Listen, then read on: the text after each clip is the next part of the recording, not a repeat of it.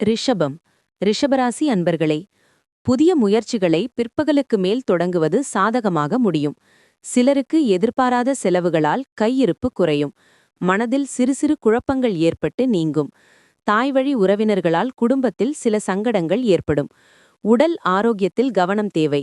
உங்கள் முயற்சிகளுக்கு குடும்பத்தினரின் ஒத்துழைப்பு கிடைப்பதற்கில்லை. வியாபாரம் சுமாராகத்தான் இருக்கும்.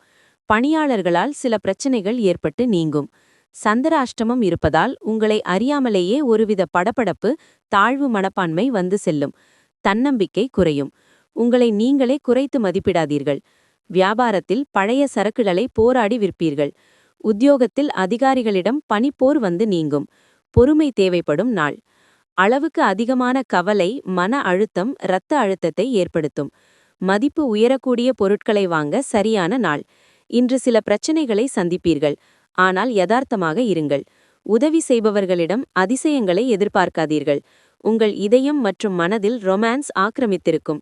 சில சட்ட ஆலோசனைகள் பெறுவதற்கு ஒரு வழக்கறிஞரை சந்திக்க நல்ல நாள். குடும்பத்தில் தகராறுகள் திருமண வாழ்வை பாதிக்கலாம்.